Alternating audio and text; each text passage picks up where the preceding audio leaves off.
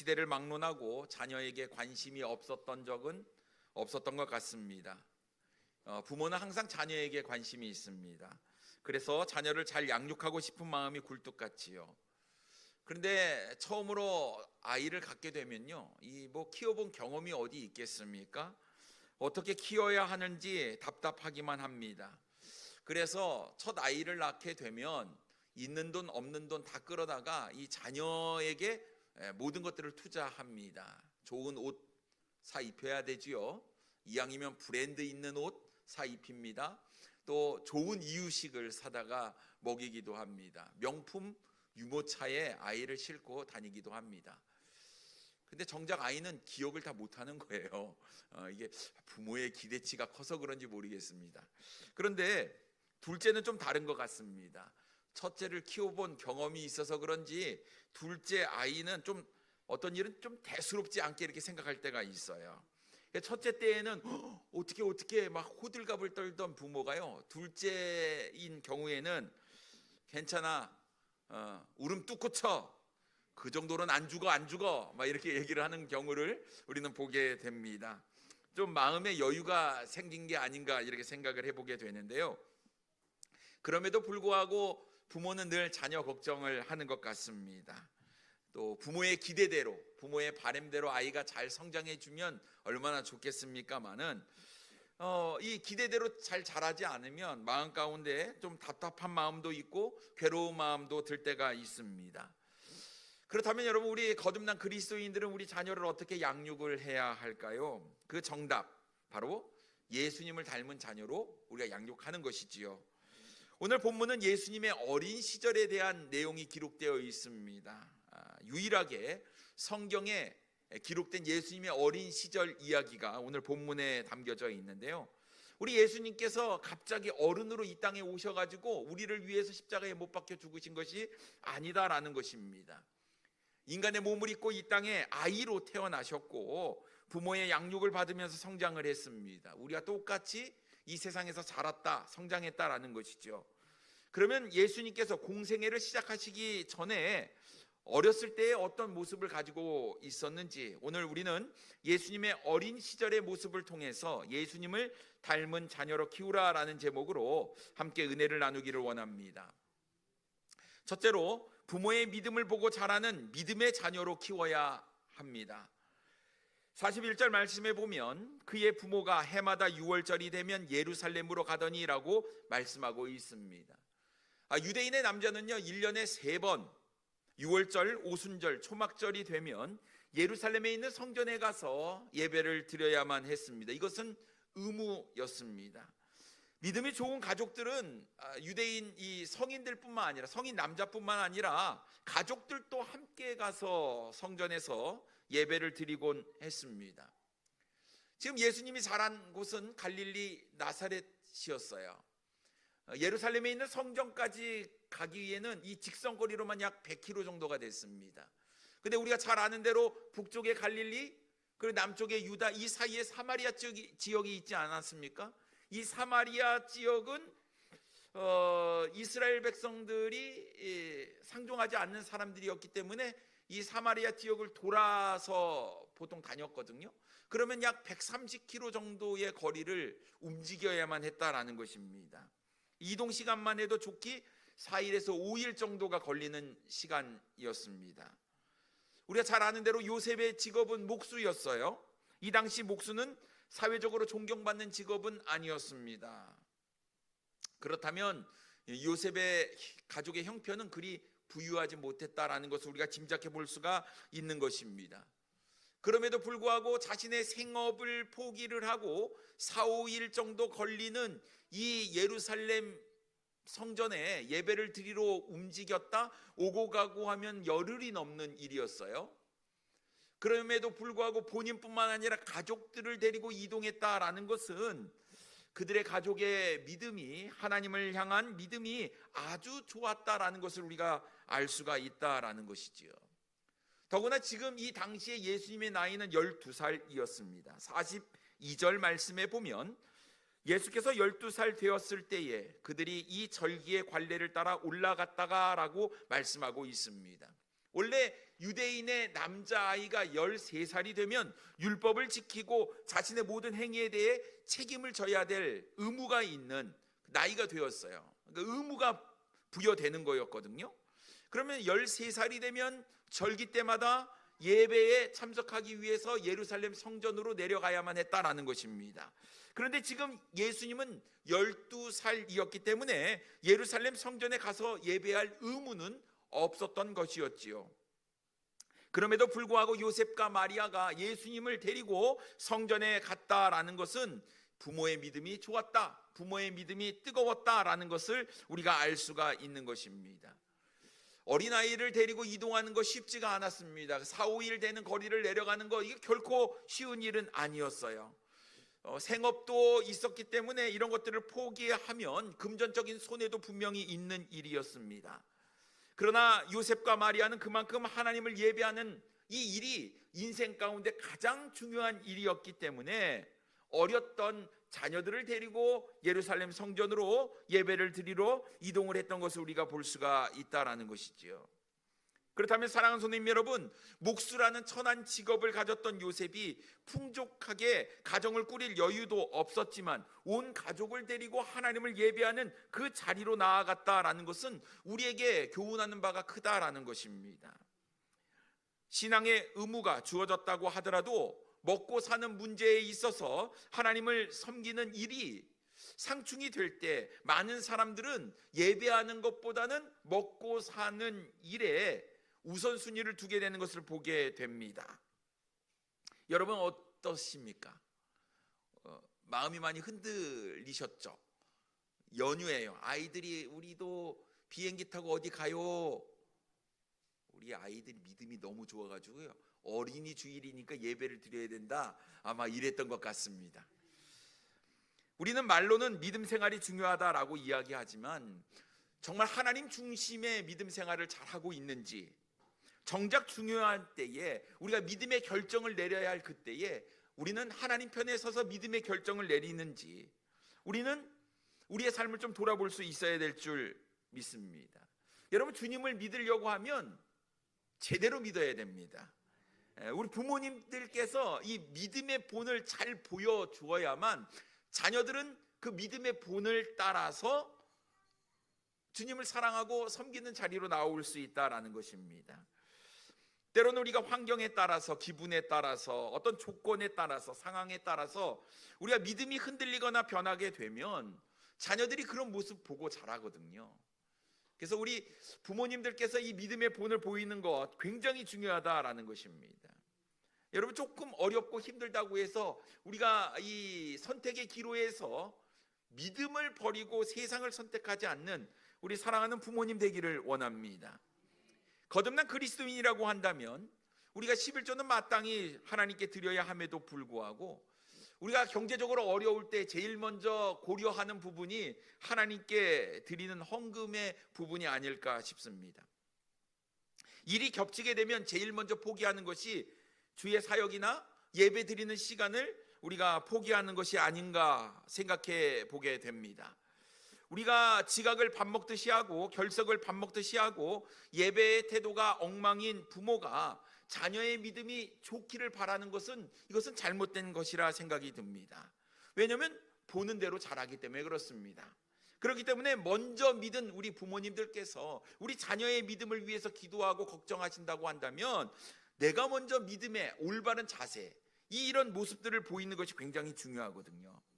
그렇기 때문에 여러분, 올바른 믿음의 본을 배우지 못한 자녀들은 커서 장성한 후에 하나님을 멀리하게 될 수밖에 없다 생각이 듭니다.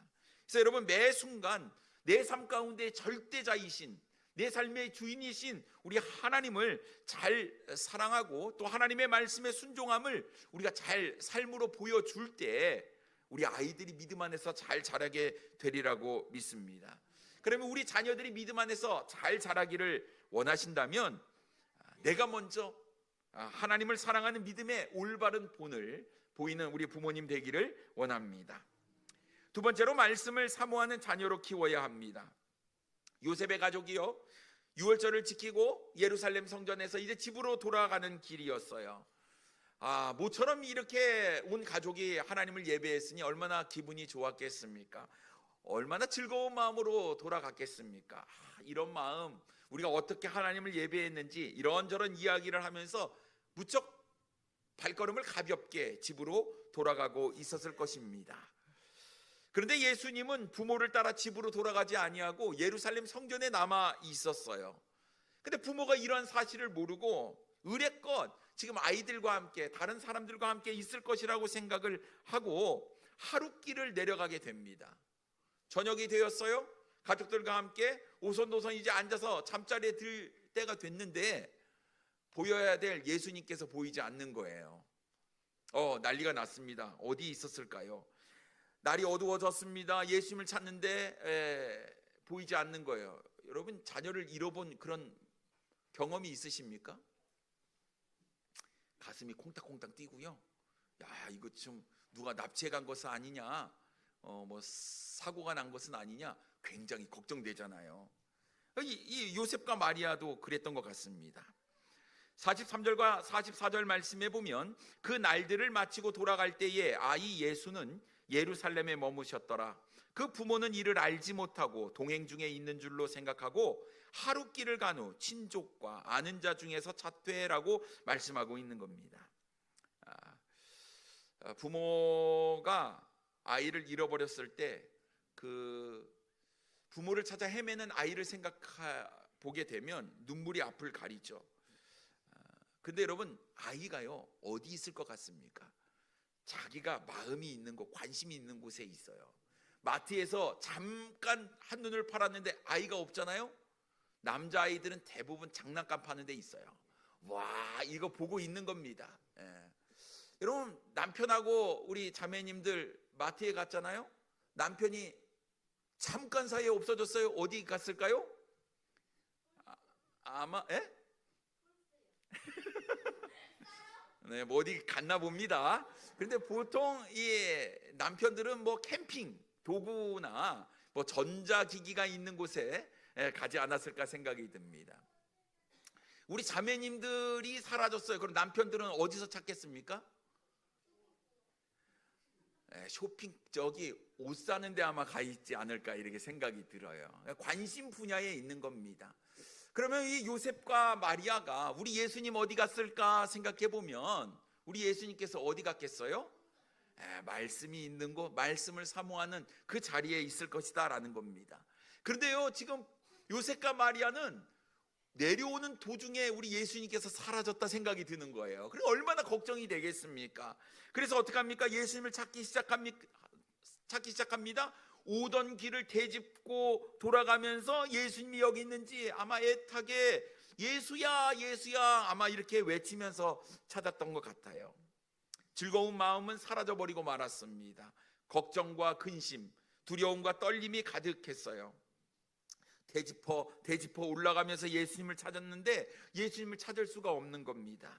결국 어디까지 올라갔습니까? 예수님을 마지막으로 보았던 곳, 그것은 바로 예루살렘 성전이었습니다. 45절 말씀에 보니까 만나지 못함에 찾으면서 예루살렘에 돌아갔더니 라고 말씀하고 있어요. 이러고 찾았던 날이 벌써 사흘이 지나고 말았다라는 것입니다. 결국 사흘을 찾아 나선 끝에 예수님을 찾게 되었어요. 46절 말씀에 보니 사흘 후에 성전에서 만난즉 그가 선생들 중에 앉으사 그들에게 듣기도 하시며 묻기도 하시니라고 말씀하고 있습니다. 애초에 예수님은 아예 집으로 돌아가는 길에 합류하지 않았던 것을 우리가 알게 되는 거예요. 지금 예수님 어디 있습니까? 성전 안에 뭐 하고 있어요? 말씀을 선생들과 함께 토론하고 있었다라는 겁니다. 12살 먹은 아이가 말입니다. 사람들이 놀랐죠. 무엇 때문에 놀랐습니까? 사실요, 12살 먹은 아이들은요, 이 의무적으로 예배를 드리는 것이 아니었기 때문에 말씀에 대해서 그렇게 잘 몰랐거든요. 근데 지금 예수님께서 이야기를 하는데 놀라운 일이 있는 거예요. 46절에 사흘 후에 성전에서 만난즉 그가 선생들 중에 앉으사 그들에게 듣기도 하시며 묻기도 하시니라고 말씀하고 있는 거예요. 듣고 묻고 같이 토론을 하고 있었던 예수님의 모습, 사람들이 다 놀랐어요. 무엇 때문에 놀랐습니까? 47절 말씀해 보니까 듣는 자가 다 그 지혜와 대답을 놀랍게 여기더라 라고 말씀하고 있습니다.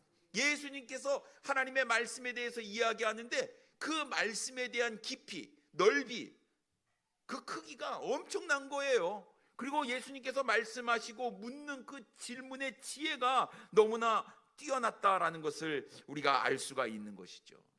깜짝 놀랐어요. 여러분, 우리 주일학생들에게 뭐 하나 물어보세요. 모르는 게 없어요. 척척 박사입니다. 어쩌면 우리가 성경 이야기에 아는 것보다 우리 아이들이 더 많이 알 수도 있다라는 것이죠. 오늘 이렇게 대답하는 거 보세요. 참, 이 주거니 받거니 아이들이 안 듣는 것 같아도 말씀을 다 귀담아 듣고 있다라는 것이죠. 우리 부모님보다 훨씬 나요. 눈꺼풀이 내려오고 우리는 막 비몽사몽을 헤맬 수 있지만 우리 아이들이 초롱초롱한 눈동자로 이 말씀에 집중하고 있는 모습이 얼마나 예쁜지 모릅니다. 우리 예수님은 더 했을 것 같아요.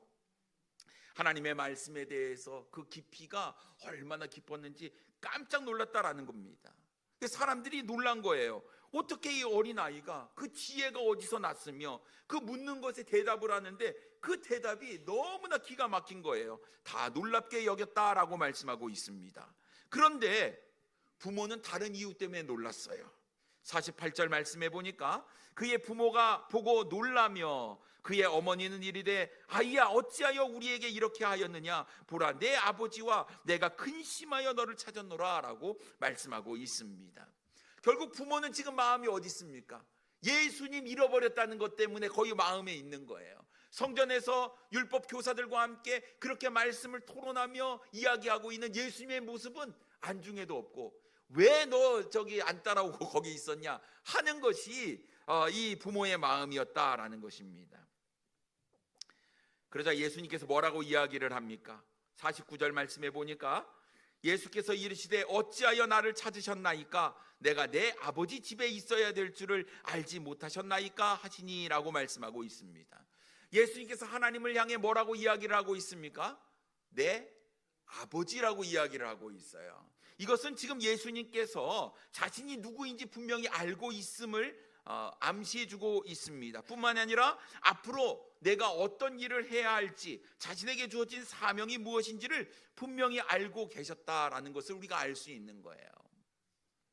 사랑하는 선생님 여러분, 우리 예수님의 관심은 말씀에 있었다라는 것입니다. 예수님께서 더군다나 말씀을 듣기 위해서 그 자리에 있었던 것이 아니라 율법 교사들의 이목을 집중시키며 그들에게 둘러싸여서 그들과 함께 하나님의 말씀을 토론하는, 그래서 예수님의 지혜와 대답, 통찰력 있는 답변을 놀랍게 여길 정도로 우리 예수님은 그 말씀에 대해서 관심이 있었던 것을 보게 됩니다. 결국 우리는 아이를 말씀을 사모하는 자녀로 양육해야 될 줄 믿습니다. 우리 자녀들 말씀을 암송하는 자녀로 키워야 합니다. 말씀을 읽고 묵상하는 자녀로 키워야 한다라는 것입니다. 그러기 위해서 예배를 사모하고 말씀에 집중하는 자녀로 만들어야 합니다. 예배당 문턱이 낮아져야 되고요. 즐거운 마음으로 예배에 참석해서 예배당에 오는 것, 주님을 예배하는 것, 우리의 삶의 최우선순위에 두도록 해야 된다라는 것이지요. 여러분, 주변에 있는 많은 아이들을 한번 살펴보십시오.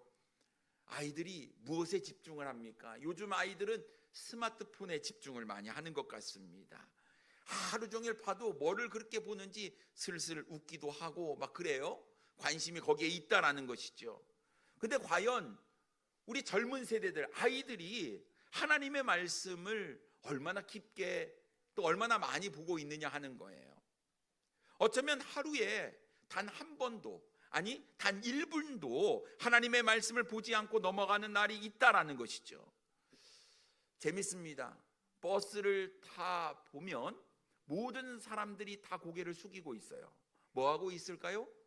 스마트폰 보고 있는 거예요. 지하철 가도 전에는 이렇게 두런두런 얘기하는 사람도 많았거든요. 아니요, 요즘 다 귀에 뭐 꽂고 이거 보고 있는 거예요. 거기서 여러분 독산동 성서침례교회 유튜브를 들어와가지고, 아니면 우리 www.dsbbc.org 여러분 접속을 하셔가지고 혹시 말씀을 이렇게 듣고 있는 사람들이 있을까요? 이번에 홈페이지가 개편이 됐습니다. 혹시 보셨습니까? 일단 우리는 안 보는 걸로 정리가 되는 것 같습니다. 주기룡 집사님 수고해 주셔가지고 홈페이지 새롭게 또 리뉴얼 됐습니다. 그러니까 한번 접속해 보세요. 우리 교회 홈페이지가 뭐냐, 여러분 이렇게 생각하시면 안 돼요. 주소도 딱 기억하시고 즐겨찾기로 딱 해놓으세요. 그래서 어찌됐든 우리가 하나님의 말씀을 가까이 하는 삶을 살아야 된다라는 것이죠. 특히 자녀들이요, 하나님의 말씀을 사모하는 아이로 우리가 양육해야 된다라는 것입니다. 그러면 아침에 하루를 시작할 때 말씀 함께 하는 것이 굉장히 중요하거든요.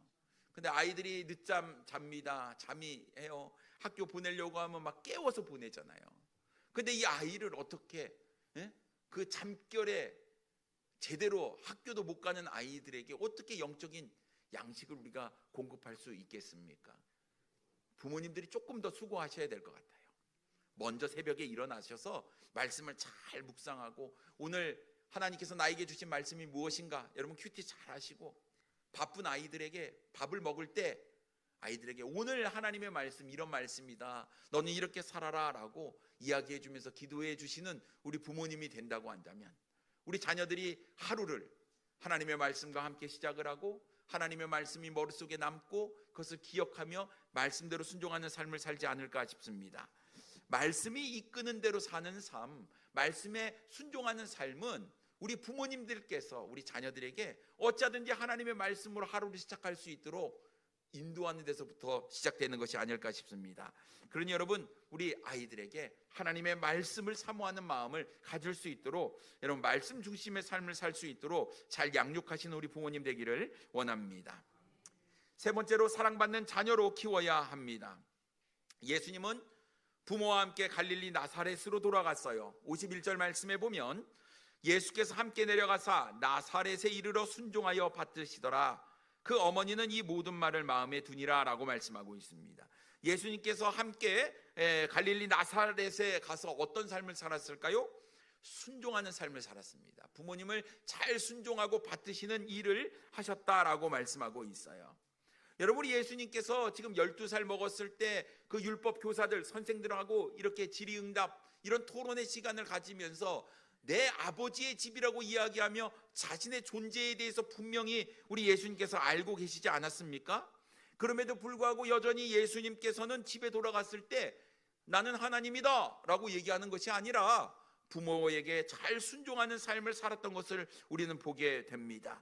하나님과 동등됨을 취할 것으로 여기지 아니하시고 자기를 낮추시고 사람들과 같이 되셔서 부모에게 순종하는 이 예수님의 모습을 통해서 우리 예수님은 완벽한 하나님이셨지만 또 완벽한 사람으로서의 삶을 사셨던 것을 우리는 깨닫게 됩니다.